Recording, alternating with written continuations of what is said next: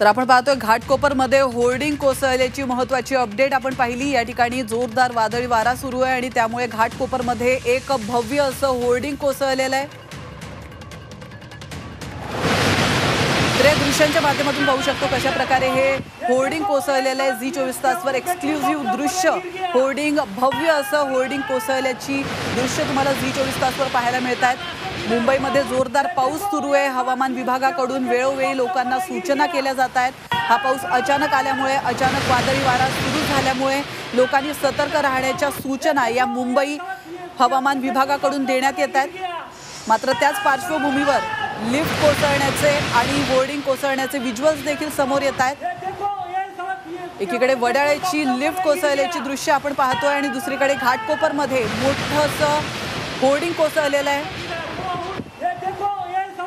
तर ठिकठिकाणी झाडं देखील पडल्याची दृश्य समोर आली आहेत। त्यामुळे नागरिकांनी सतर्क राहणं अतिशय गरजेचं आहे।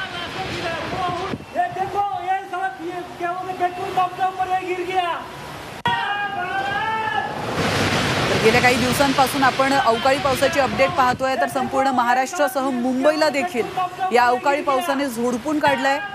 दुपारनंतर मुंबईमध्ये अचानक काळोख व्हायला सुरुवात झाली आहे आणि त्यानंतर मोठ्या प्रमाणात पाऊस देखील पडलाय आणि या पावसाच्या आधी जोरजोराने सोसाट्याचा वारा देखील वाहत होता आणि या वाऱ्याच्या पार्श्वभूमीवर ठिकठिकाणी झाडी पडली आहेत। काही ठिकाणी लिफ्ट कोसळली आहे तर काही ठिकाणी होर्डिंग्स देखील कोसळल्याच्या घटना घडल्या आहेत।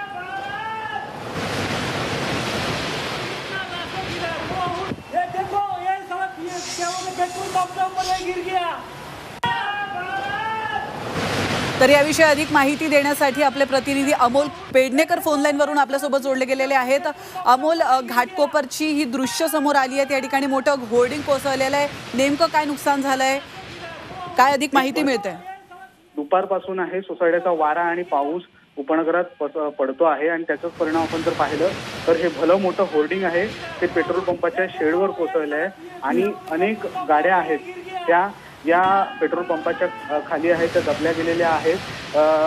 जशी माहिती आता मिळत आहे ते 50 ते 60 नागरिक आहेत ते या शेडच्या खाली अडकलेले आहेत आणि त्यांना बाहेर काढण्याचे प्रयत्न आहेत ते प्रायोरिटीने सध्या बचाव पथक आहे ते करताना दिसून येत आहे। काही स्थानिक नागरिक देखील या बचाव कार्यामध्ये सहभागी झालेले आहेत। मोठी दुर्घटना ही पूर्व मुंबई उपनगरातली म्हणावी लागेल। हे ज्या पद्धतीने हे शेड कोसळलेलं आहे, अचानक ही घटना घडली त्यामुळे जे पेट्रोल पंप आहे त्यातून नागरिकांना बाहेर पडता आलं नाहीये आणि त्यामुळे या संपूर्ण घटनेत जीवितहानी देखील घडली असल्याची शक्यता आहे ती वर्तवण्यात येत आहे। अमोल, साधारण किती नागरिक या होर्डिंग खाली दबल्याची शक्यता वर्तवण्यात येत आहे? त्यावेळी ही दुर्घटना घडली त्यावेळेला या पेट्रोल पंपामध्ये पेट्रोल भरण्यासाठी किंवा पेट्रोल कर्मचारी आहेत ते 50 ते 60 जे नागरिक आहेत ते या संपूर्ण धन्यवाद अमोल, तुम्ही दिलेल्या महत्त्वपूर्ण माहितीबद्दल।